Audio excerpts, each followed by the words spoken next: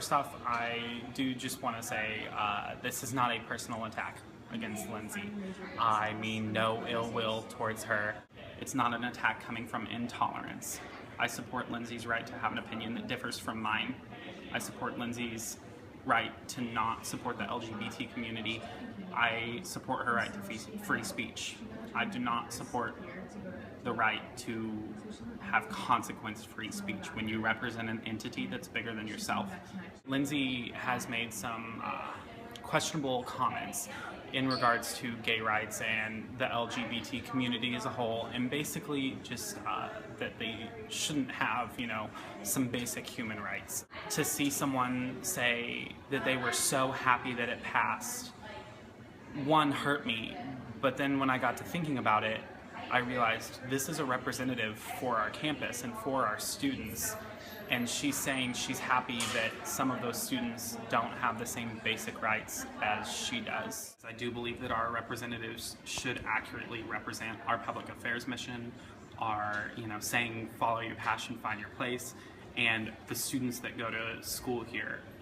All of those things should be accurately represented. So I love the discussion that's going on right now on both sides of both petitions, of the repeal itself. I love discourse, I love discussion, even if I don't agree. I'm advocating for the removal of a banner, the removal of a piece of vinyl, whereas the person on the vinyl is advocating for the removal of basic human rights.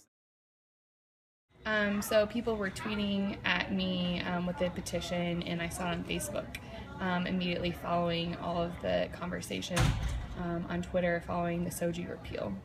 I never got approached. I didn't even have any discussions with anyone about people being angry at me. I just kind of took that I was seeing all of the tweets and I saw all the anger, but I didn't respond to it. And then they started with the petitions. And I was like, okay, well, I guess there's a petition to get my banner off of Carrington, and I didn't understand how my banner dealt with my opinion on the SOGI bill. I've always been very supportive of the LGBT community. I believe that there shouldn't be discrimination. I believe that people do have rights. I'm still waiting for someone to come up with a quote or something like that. I've been quoted on the radio before standing up for LGBT rights, and that all people should respect one another. So all of these people are just assuming something about me just because I was in favor of the repeal. They're putting words in my mouth and saying that I'm discriminatory when I'm not. The only reason why I was for the repeal was because it was a piece of bad legislation. It wasn't just about the talking points that the no repeal people were advocating for about non-discrimination policy, but also had a lot of other talking points or specifics about how people are running their businesses and things like that. It wasn't about equality or non-discrimination, but the rest of the bill also dealt with freedom and then privilege, and so privilege of businesses and things like that. I feel like a scapegoat. I felt like they had an emotional reaction to the way that the SOGI repeal came through, and then they used it, all of that emotion towards me, just because I was one of the people who supported it. But I can't even vote in Springfield, and 15,000 other people voted in favor of the repeal, so they should really honestly be going after other people that actually voted for it, not me. But I'm willing to stand up for those who did vote. I've said it before, but if it comes down to my freedom of expression, my freedom of religion, my freedom of speech, or putting a banner up on a building, I'm always going to choose my freedoms over that. At Missouri State, we prioritize public affairs as our mission.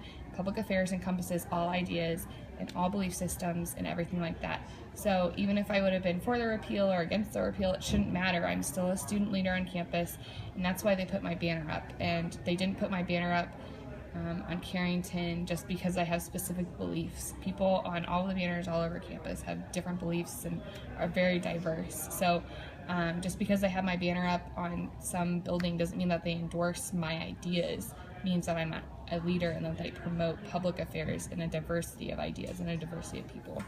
If they would like to do something else and have another legislation that would protect sexual orientation and gender identity, this would be the time for them to start advocating for it rather than using an ad hominem attack and attacking me for voting or for promoting people to vote for the Yes campaign.